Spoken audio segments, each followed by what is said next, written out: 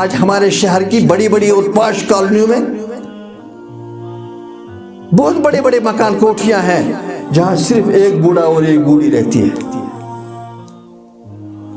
بٹا صاحب، مٹھا صاحب، ٹٹا صاحب برطانیہ میں ہے اور یہاں یہ مرتے ہیں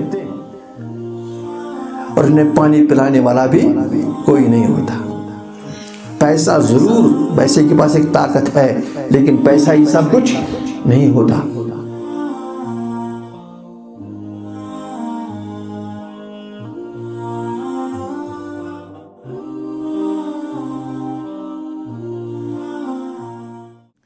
السلام علیکم ورحمۃ اللہ وبرکاتہ.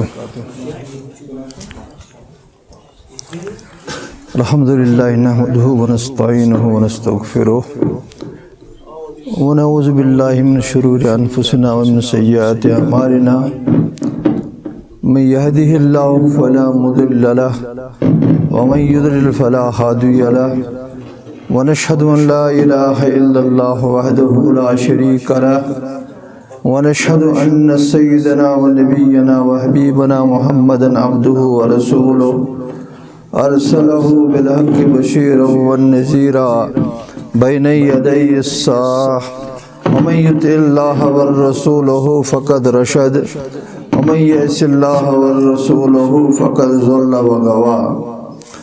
اللهم صل على محمد وعلى آل محمد كما صليت على إبراهيم وعلى آل إبراهيم إنك حميد مجيد. اللهم بارك على محمد وعلى آل. أما بعد ألا فإن خير الحديث كتاب الله وخير الهدي هدي محمد صلى الله عليه وسلم وشر الأمور محدثاتها وكل محدثة بدعة وكل بدعة ضلالة وكل ضلالة في النار. قال الله تعالى في كتابه المجيد فأعوذ بالله السميع العليم من الشيطان الرجيم يا أيها الذين آمنوا اتقوا الله حق تقاته ولا تموتن إلا وأنتم مسلمون. وقال الله تعالى يا أيها الناس اتقوا ربكم الذي خلقكم من نفس واحدة وخلق منها زوجها وبث منهما رجالا كثيرا والنساء واتقوا الله الذي تساءلون به والأرحام إن الله كان عليكم رقيبا. وقال الله تعالى في كتابه المبين يا أيها الذين آمنوا اتقوا الله وقولوا قولا سديدا يصلح لكم أعمالكم ويغفر لكم ذنوبكم ومن يطع الله ورسوله فقد فاز فوزا عظيما. اللهم اجعل القرآن العظيم ربيع قلوبنا ونور أبصارنا وشفاء صدورنا وجلاء أحزاننا وذهاب همومنا وغمومنا. اللهم اشف مرضانا واشف أمراض المسلمين واشف أمراض الحاضرين واشف أمراض السائلين يا حليم يا كريم اشفنا. ربنا اغفر لنا ولوالدينا رب ارحمهما كما ربياني صغيرا واحفظنا أجمعين من كل سوء يا كريم يا أرحم الراحمين آمين یا رب العالمین. کائنات کے خالق و مالک کے حمد و ثنا اور تعریف و توصیف کے بعد ازل سے تا ابد کے سارے درود سلام اللہ کی بے پایا رحمتیں حضرت امام کائنات فخر موجودات سرور کائنات جناب احمد مجتبیٰ حضرت محمد مصطفیٰ صلی اللہ تعالیٰ علیہ وسلم کی مبارک محترم مقدس مطہر محتشم ذات مقدس پر. حاضرین گرامی قدر، اپنی اس طویل دعوتی زندگی کے دوران اگر میں اس بات کا شمار کرنے بیٹھ جاؤں کہ کتنے ہی لوگوں، کتنے ہی بچوں اور بچیوں کو اپنے ان ہاتھوں سے میں نے نکاح کی گاڑی میں سوار کر کے روانہ کر دیا ہے اور ان کی نکاح خوانی کی فرائض ذمہ داریاں بھی نبھائی ہیں، تو ایک ضخیم کتاب بن جائے گی اور ایک لمبی فہرست ہوگی۔ آج جب میں اس مبارک اور محتشم محفل میں ایک بچے کی نکاح خوانی کے فرائض انجام دے رہا ہوں تو میں اپنے منتشر خیالات کو مجتمع نہیں کر پا رہا ہوں۔ وہ بیٹی جو میری نور نظر بھی ہے، نور بصر بھی ہے، اور جس کو لاکھ امیدوں کے ساتھ پالا پوسا، اور آج جس کی زندگی کا ایک طویل وقفہ اس کے نانحال میں گزرا، اور بہرحال وہ میری لخت جگر بھی ہے اور نور بصر بھی، اسے رخصت کرتے ہوئے اس کے اس ماموں کا حال اس وقت کیا ہوگا؟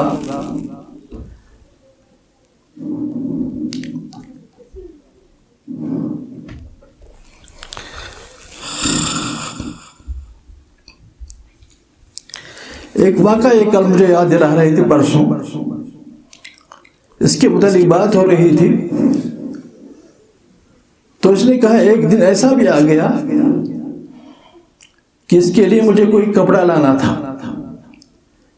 میں اسے جامع مسجد میں لے گیا، یہ جامع مسجد میں ہی رہتے ہیں، جامع مسجد میں جتنے بھی کپڑے کے کاروباری تھے ایک ایک دکان پر گئے، اور ہر دکان پر اس نے اپنی پسند کے کپڑے تلاش کیے تو نہیں ملے۔ میرے پاؤں تلے سے زمین سرک کر نکل گئی جب اس نے کہا۔ پھر ہم کھانیار کی طرف سے گئے، ڈل گیٹ پہنچ گئے، لال چوک پہنچ گئے، اور پھر واپس ہم شام کو گھر آئے خالی ہاتھوں۔ درجنوں دکانوں پر یہ مجھے لے گئی اور ہر دکان پر پہنچ کر کہنے لگی کہ مجھے ان میں سے کوئی کپڑا پسند نہیں۔ اس بزرگ ماموں کو یہ بات کل یاد آ رہی تھی، اس کے آنسو بھر آ رہے تھے۔ آج ہم اسی بیٹے کو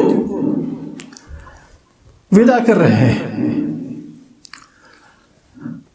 رخصت کر رہے ہیں، اور اسے اتفاق کہیے،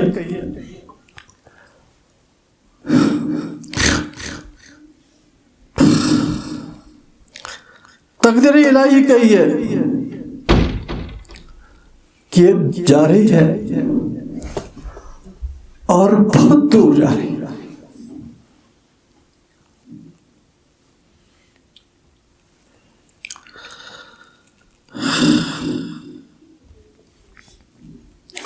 مجھ پر اللہ کی یہ کرم نوازی ہے کہ میری بس بیٹیاں ہیں،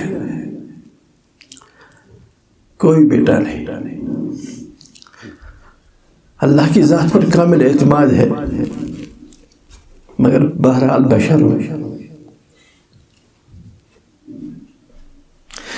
سوچتا ہوں کون اسے دیکھنے کے جائے گا،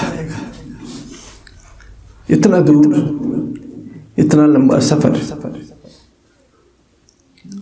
اللہ کرے کہ اس کا اقبال چمکے، اس کا بخت چمکے، اور جس عزیز کے ساتھ آج ہم اسے روانہ کر رہے ہیں، اس امید کے ساتھ کہ اسے کوئی دکھ نہ ملے، کوئی رنج نہ ملے، کوئی غم نہ ملے۔ مجھے وہ ساعت سعید یاد آ رہی ہے جب کائنات کی وہ عظیم ترین ہستی جس کے متعلق ہمارا ایمان ہے لا يمكن الثناء كما كان حقه. بعد از خدا بزرگ تھی قصہ مختصر. جب وہ اپنی لاڈلی بیٹی فاطمہ کو رخصت کر رہے تھے، اس وقت ان کی حالت دید کے قابل تھی. وہ جس کا فرمان عالی تھا لا تکرہوا البنات فإنی البنات. ان بیٹیوں کو حقارت کی نگاہ سے مت دیکھو. فإنی البنات، بیٹیوں کا باپ محمد رسول اللہ ہے صلی اللہ تعالی علیہ وسلم. رخصت کر رہے تھے. اس وقت ایک صاحب دفتر کی حیثیت سے بات کر رہے تھے تو اپنا سر پرعنوان اٹھایا، حضرت علی کے سامنے گئے اور حضرت علی سے فرمایا علی، اگر تمہاری خدمت میں، تمہاری فرما برداری میں میری فاطمہ کو کوئی کوتاہی ہوئی، علی اسے ڈانٹنا نہیں، علی تھپڑ نہیں مارنا، علی میکے نہیں بیچنا، میری طرف دیکھنا، درگزر کرنا. میں بھی آج اس نور بصر سے یہی کہہ رہا ہوں. اس کی خامیاں، اس کی کوتاہیاں، اس کی غلطیاں درگزر کرتے رہنا. کس سے کہیں گے؟ پتہ نہیں آج جب ہیں کل نہیں ہوں گے. ہم اپنے جگر کے ٹکڑے کو آج تمہارے سپرد کر رہے ہیں. اللہ تم دونوں کو اپنے حفظ و امان میں رکھے. اللہ تم دونوں کا دامن خوشبو سے بھر دے. سکون اور راحت تمہارے دروازے پر ڈیرا ڈالے. دین کی دولت تمہیں نصیب ہو. دنیا کی عظمتیں، رفعتیں، شوکتیں تمہارا مقدر بنے. بیٹا یاد رکھو،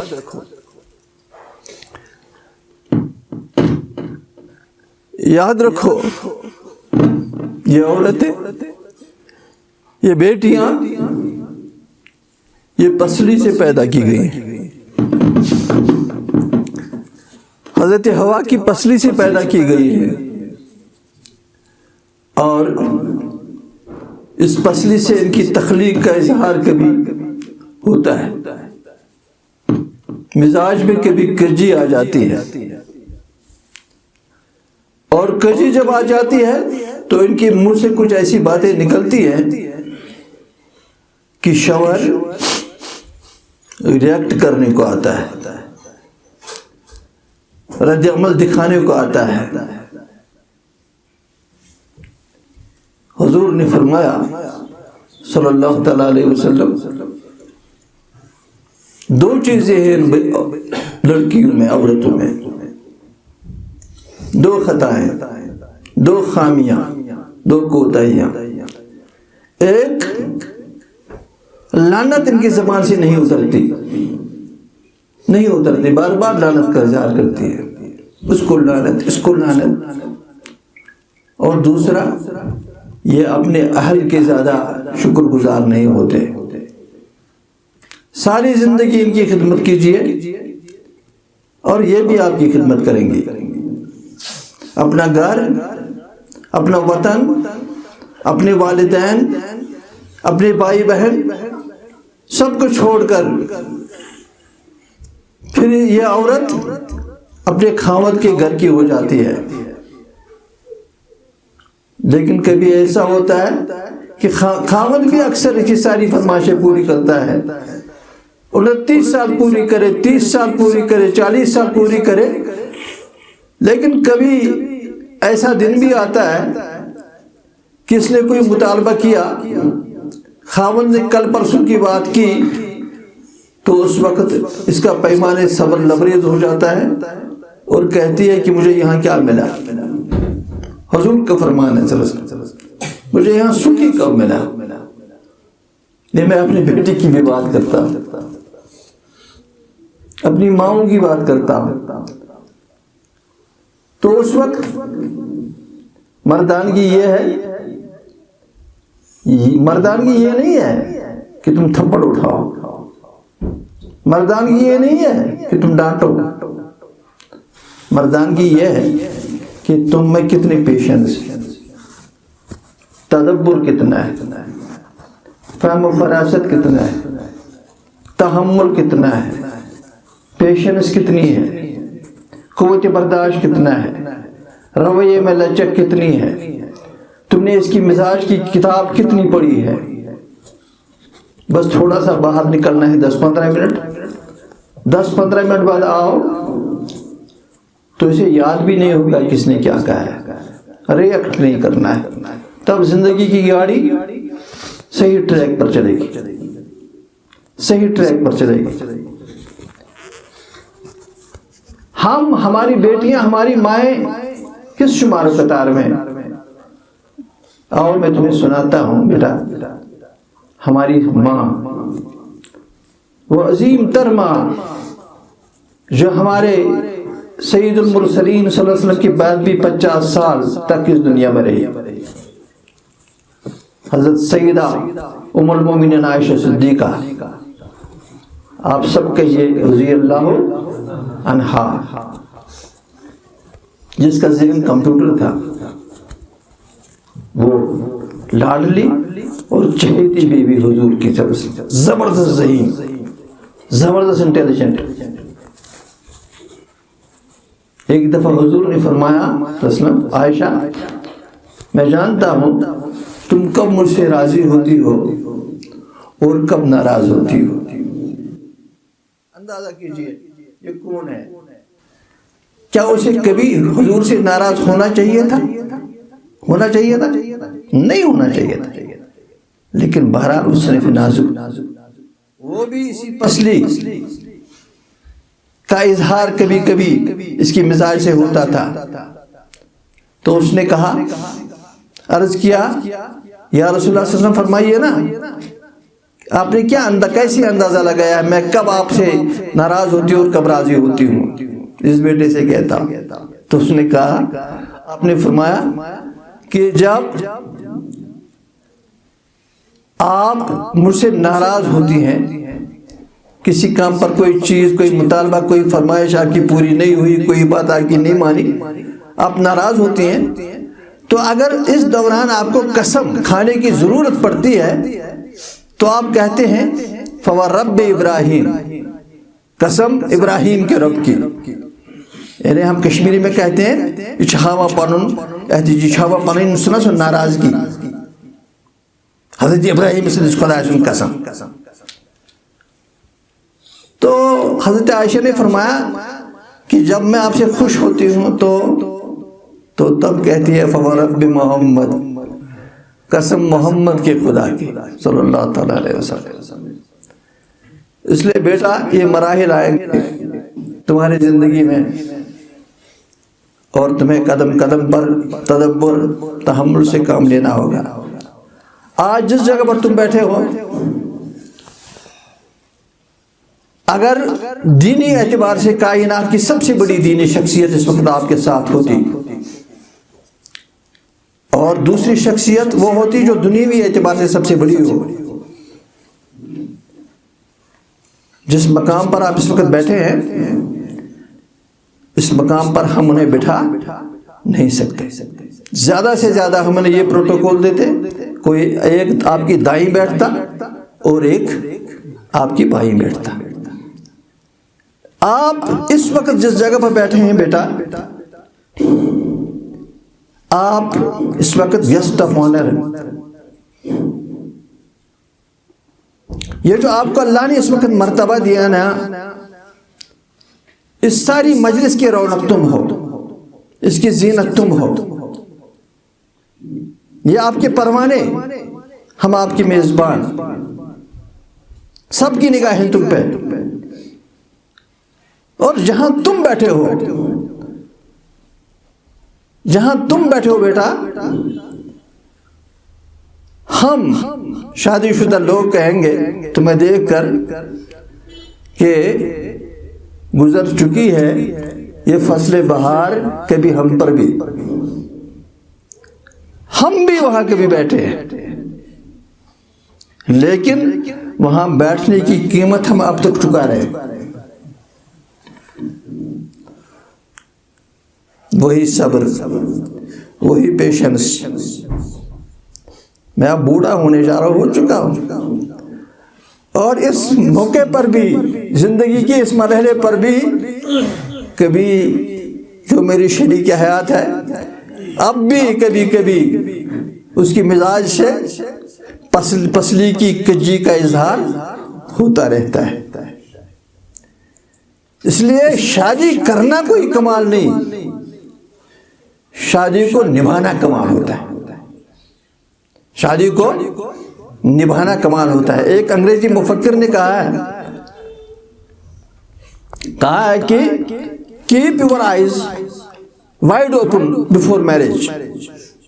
جب آپ کو شادی کرنی ہو، جتنی تحقیق تم کر سکو کرو، خوب تحقیق کرو، لیکن یہ بھی سوچو کہ پھر بھی ایک بشر سے ہی نکاح کرنا ہے جو خامیوں کا پتلا ہو۔ جتنی تحقیق کر سکو کرو، اور جب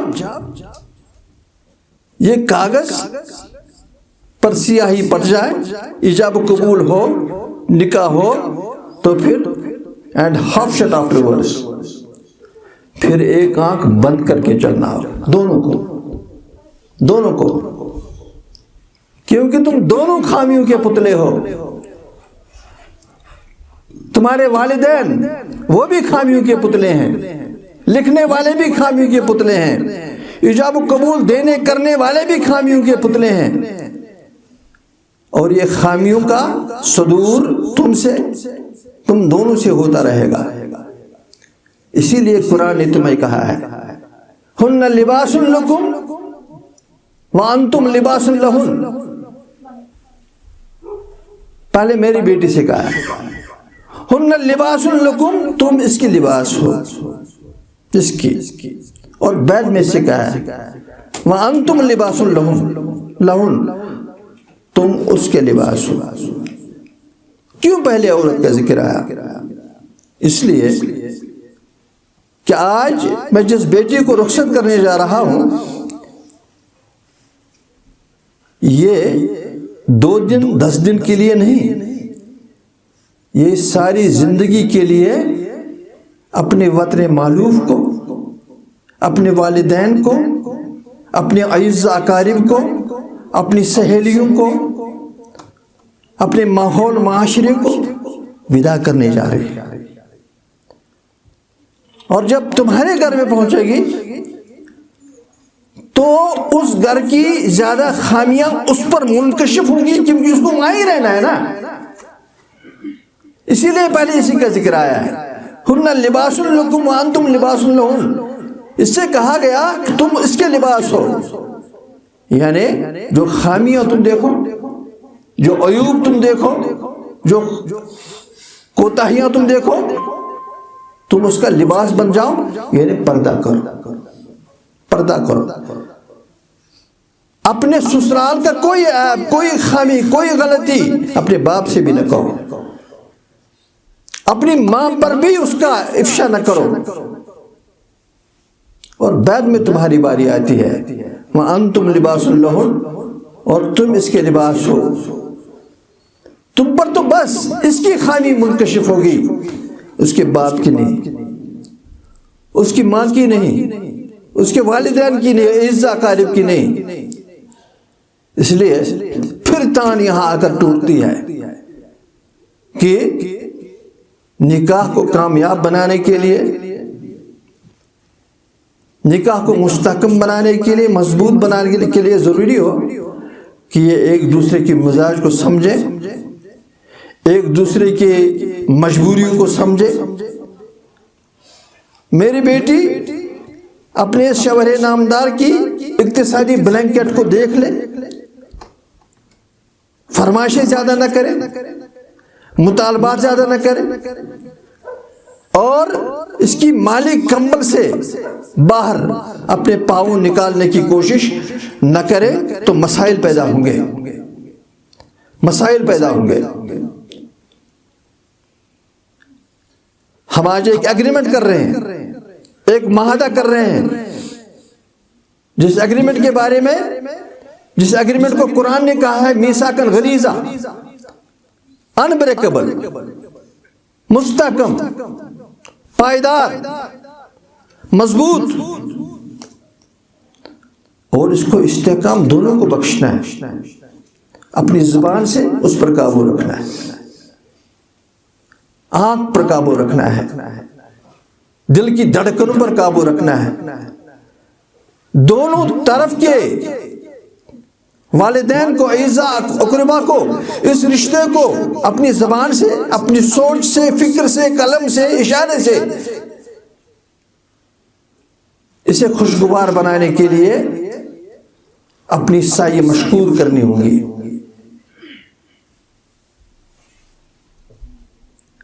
یہ جو ہم رشتہ کرنے جا رہے ہیں،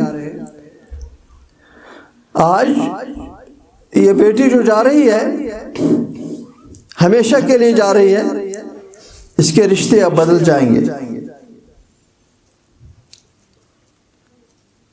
اس مشرقی عورت نے یہ بھی مثالیں دکھائی ہیں، پیش کی ہیں، کچھ ایسے مراحل بھی آئے ہیں کہ اس نے باپ کو چھوڑا ہے، بھائی کو چھوڑا ہے، لیکن اپنے شوہر کو نہیں چھوڑا ہے۔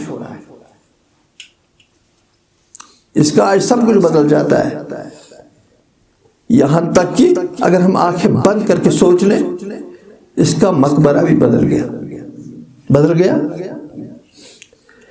بیٹا، اس سے زیادہ دنیا میں کوئی بڑی قربانی نہیں ہو سکتی۔ کلیجہ نکال کر دیتا ہے ایک باپ تمہیں، گردہ نکال کر دیتا ہے ایک باپ تمہیں، اس کی قدر کرو، اللہ تمہاری قدر کرے گا، اللہ تمہیں عزت سے سرفراز کرے گا، عزت سے نوازے گا۔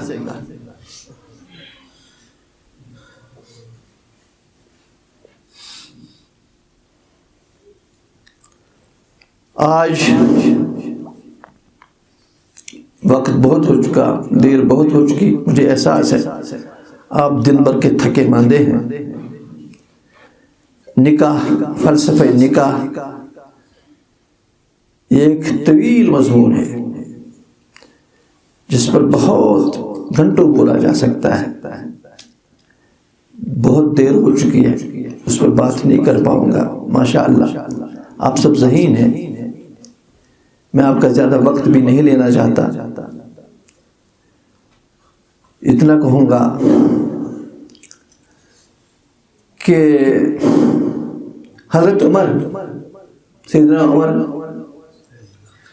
رضی اللہ تعالیٰ عنہ کے پاس ایک شخص آیا، ایک بدو آیا، ایک بچہ اس کے ساتھ، بچہ بڑا تیز ترار، آتے ہی ادھر ادھر جھانکنے لگا، چھلانگے مارنے لگا۔ عمر نے ڈانٹا تو بیٹھ گیا۔ سیدنا عمر ابن الخطاب نے بدر سے پوچھا کیا کرنے آئے ہو؟ کہا یہ میرا بیٹا جو ہے بڑا بد کلام، تیز ترار ہے، میری نہیں سنتا ہے۔ تو سیدنا عمر رضی اللہ تعالیٰ عنہ نے پند و نصیحت سے اسے نوازا، ایسا نہیں کرنا چاہیے۔ تو اس بیٹے نے ساری نصیحت جو ہے بڑی خاموشی سے سنی۔ تو اس کے بعد 24 لاکھ مربع کلومیٹر کے اس حکمران کی جانب دیکھنے لگا جس کا نام سن کر قیصر اور کسریٰ لرز جاتے تھے۔ تو اس نے کہا حضور اب مجھے کچھ کہنے کی اجازت ہے؟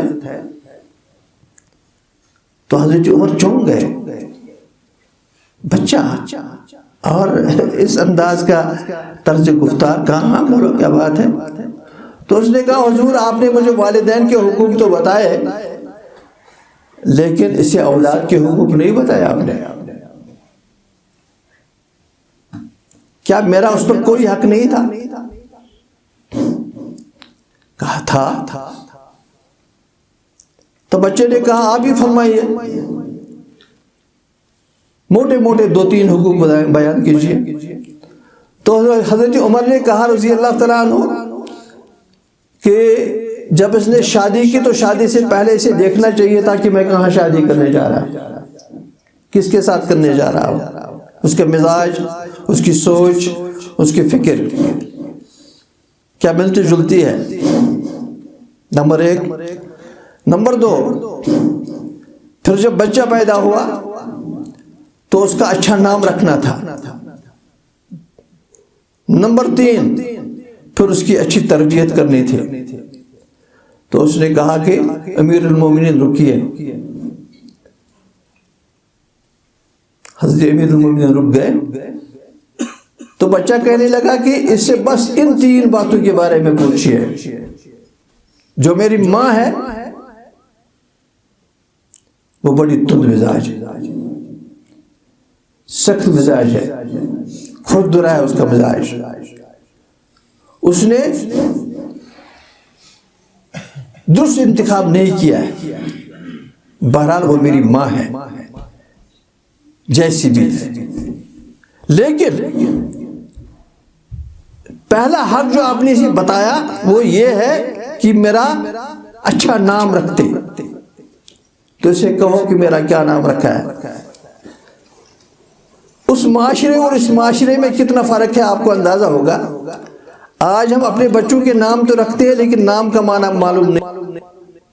ناموں کے اپنے اثرات ہوتے ہیں, ضرور ہوتے ہیں, ضرور ہوتے ہیں.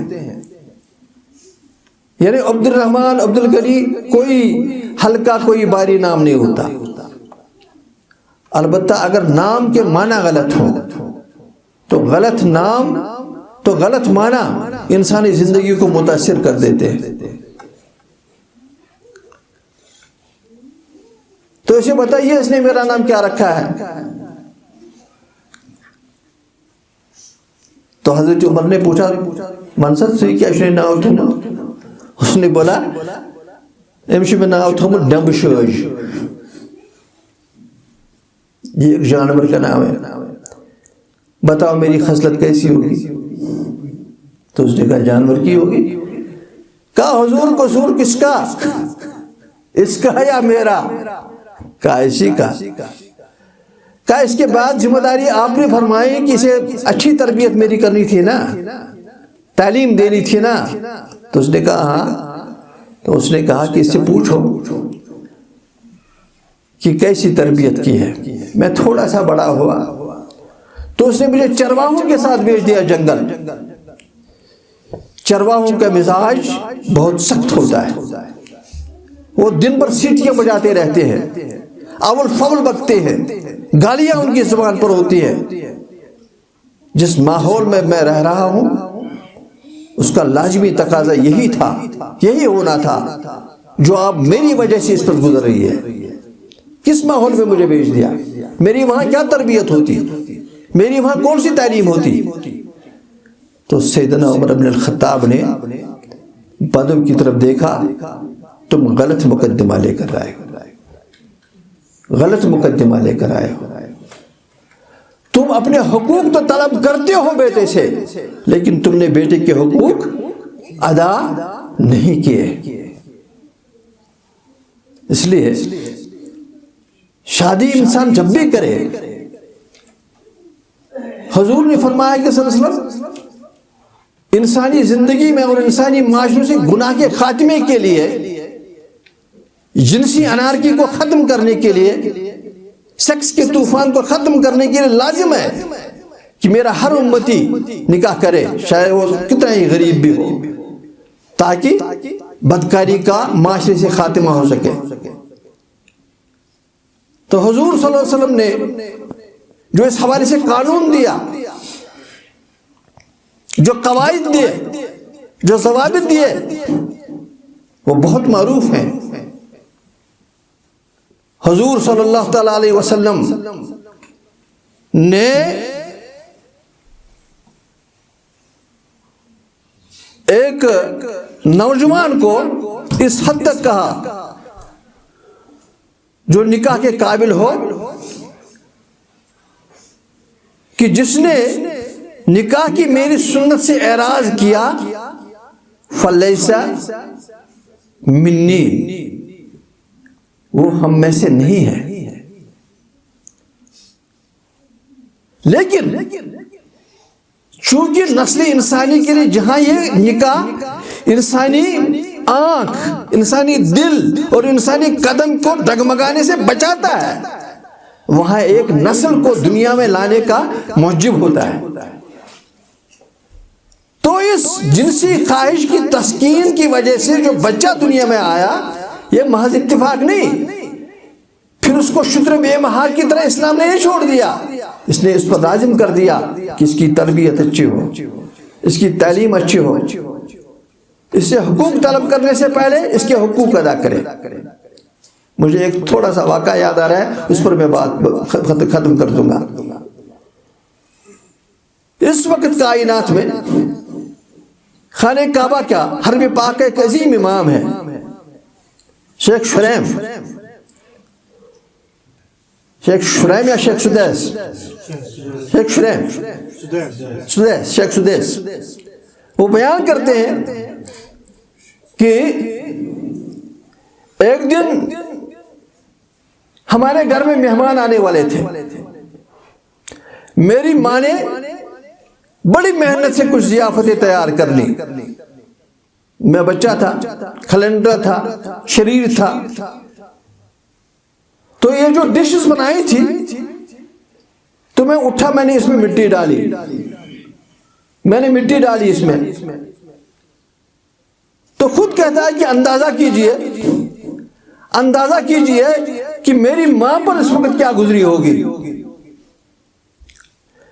لیکن میری جو ماں تھی وہ عام ماں نہیں تھی، وہ سمجھ گئی تھی کہ اسلام نے، قرآن نے، صاحب قرآن صلی اللہ علیہ وسلم نے مجھے بچہ جب شرارت کرے اور جب انسانی غصے کا پارا چڑھے اس وقت بھی کس حد میں رہنے کی تلقین کی ہے۔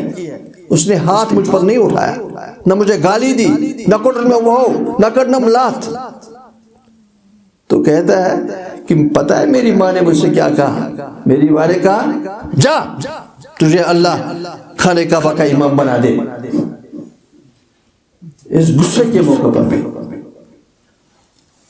پہلے بڑے افسانوی انداز میں شیخ سدیس سے بات بیان کرتے ہیں، اپنا نام بھی نہیں بولتا ہے پہلے،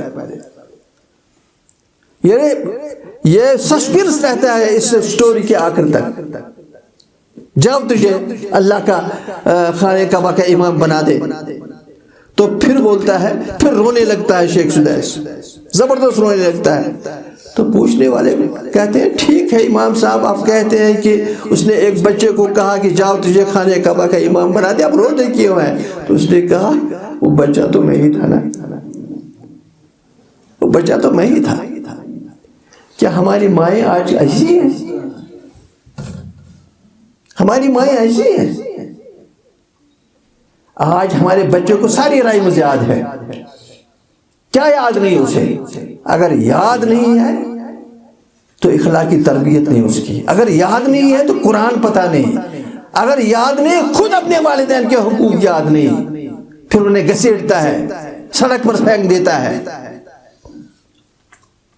اس لیے نسل انسانی کی بقا کے لیے جہاں نکاح کی اہمیت ہے، وہاں یہ ضروری ہے کہ پھر جو اولاد دنیا میں آئے اس کی بہتر تربیت ہو۔ میں اپنے بیٹے سے اور اپنی بیٹی سے یہی کہوں گا کہ تمہاری بچپنے کے، لڑک پنے کے دن گئے، تم زندگی کے ایک نازک اور سنجیدہ ترین موڑ پر آ گئے ہو، اب تم آئندہ ماں باپ بننے والے ہو، تمہاری ذمہ داریوں میں حد درجہ اضافہ ہوگا۔ ٹھیک ہے اپنے بچوں کو پڑھاؤ لکھاؤ جتنا پڑھا سکو گے، لیکن انہیں دین کے قریب رکھنا میری گزارش ہے، تب یہ بچے تمہارے ہوں گے، تب بڑھاپے میں تمہارا سہارا بنیں گے۔ نہیں تو آج ہم دیکھ رہے ہیں ماں باپ کیا نہیں کرتے، بڑے بڑے سکول میں بڑی بڑی اچھی کوچنگ، اور پھر ساری کوششیں اس پر مرتکز کہ اسے برطانیہ بھیجا جائے، کہ اس کا جاب کویت میں لگے، یہ اپرادھ چلا جائے.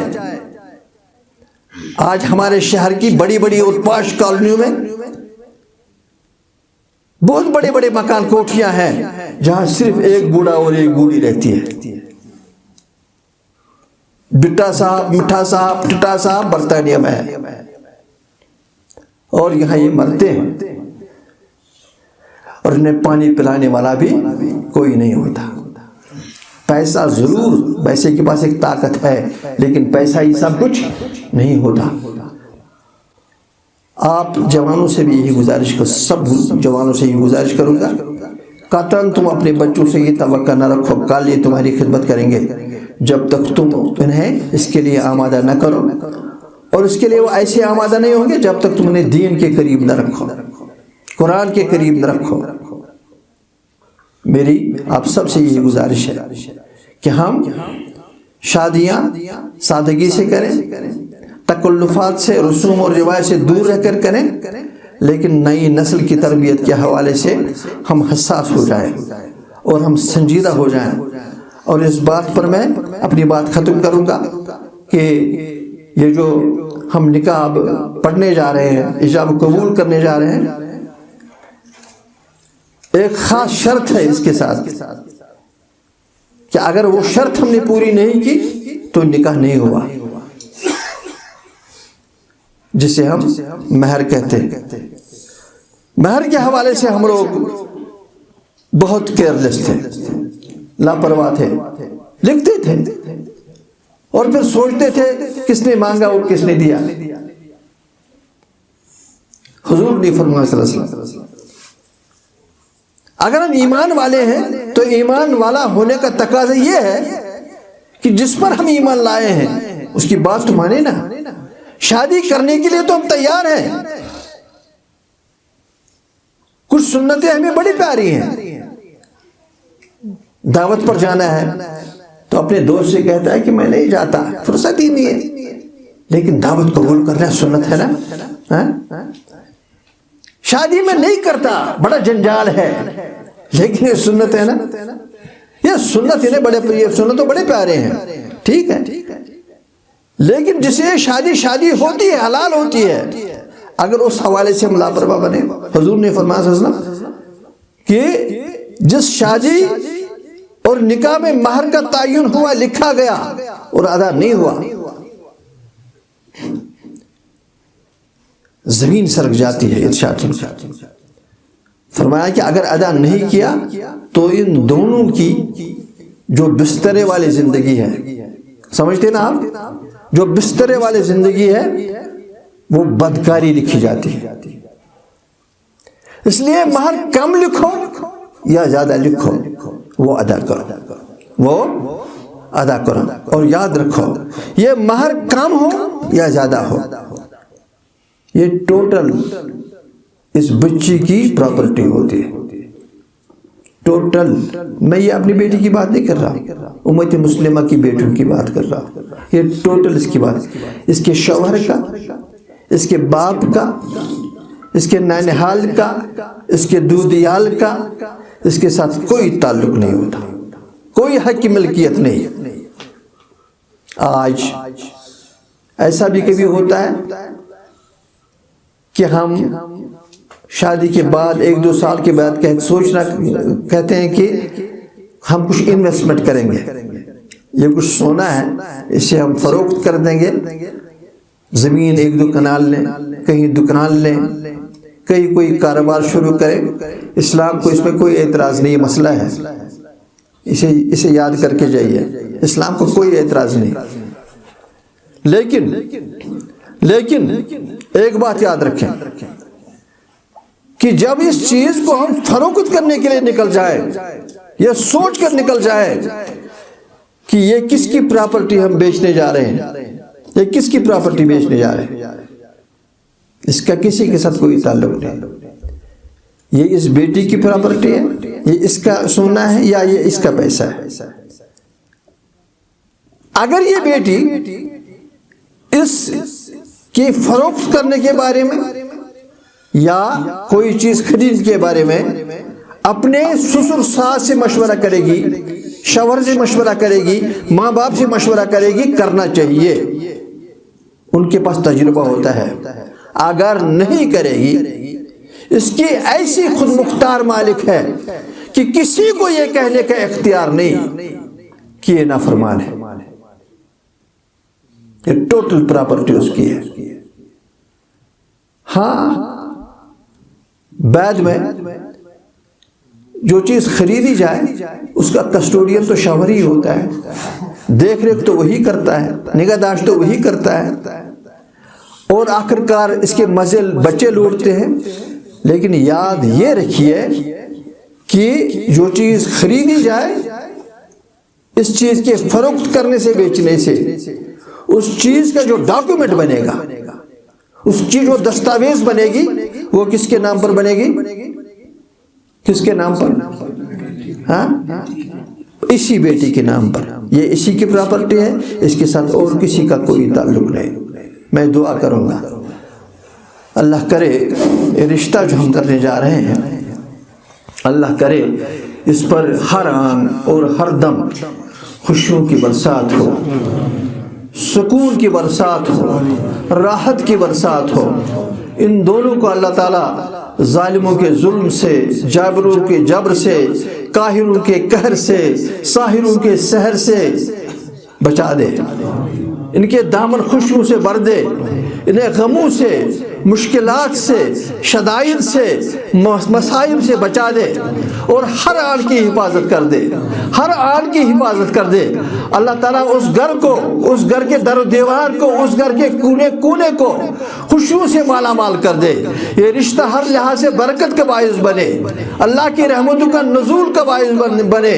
اللہ تعالیٰ ان دونوں کی عمر میں برکت کر دے، اور جو نسل ان کے بتوں سے، اس کے بتوں سے آئے گی، اللہ کرے کہ وہ نسل اطاعت شعار ہو، پرہیزگار ہو، نیکوکار ہو، وہ ذہین بھی ہو، دانشور بھی ہو، فتین بھی ہو، فہیم بھی ہو، ڈاکٹر بھی ہو، انجینئر بھی ہو، لیکن پہلے اپنے خدا سے قریب ہو، پہلے اپنے رسول سے قریب ہو، اپنے ماں باپ کی متی ہو، نانا نانی دادا دادی کی متی ہو۔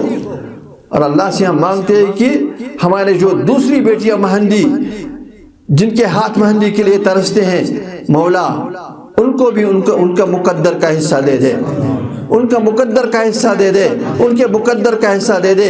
ہمارے نوجوانوں کو بھی ہدایت عطا کر، اے عرش والے ان کو بھی نکاح کا بہترین جوڑا فراہم کر دے، غم اور پریشانیوں سے بچا۔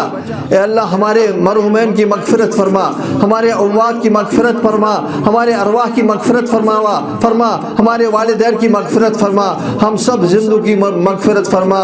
اللہم سلم دیننا وسلم ایماننا وثبت اسلامنا واجعل آخر کلامنا من الدنیا شہادت لا الہ الا اللہ محمد رسول اللہ صلی اللہ علیہ وسلم۔ ربنا تقبل منا انک انت السمیع العلیم وتب علینا انک انت التواب الرحیم، وصلی اللہ تعالی علی خیر خلقہ محمد وآلہ وصحبہ اجمعین، آمین یا رب العالمین۔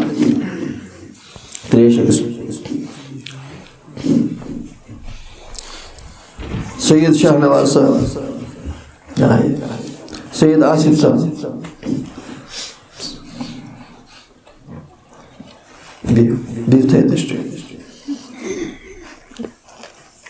غلام محمد صاحب، جامع مسجد وہاب صاحب،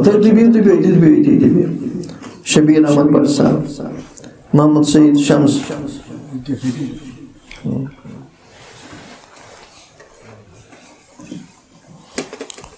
تو محترم غلام محمد صاحب، تو باب صاحب نام محمد اسماعیل صاحب مرحوم، تو روزان وہاب صاحب جامع مسجد سری نگر، تو وکیل کرمید مقرر محترمہ مبشرہ بنت بشارت احمد بٹ بشیر ساکن اونت بھون سورا، تسد نکاح کرنے خاطر سید مظفر حسین شاہ صاحب سے، یمس باب صاحب نام چھو سید علی محمد شاہ صاحب، یہ روزان چھو تھلیلا ڈوڑا، تمہد اک گواہ چھو محترم شبیر احمد بٹ صاحب ولد مرحوم حبیب اللہ بٹ صاحب روزان اونت بھون، بیاکھ گواہ چھو محترم محمد سعید ڈار شمس صاحب ولد مرحوم شمس الدین صاحب، یم روزان چھو اونت بھون سری نگر تیاز۔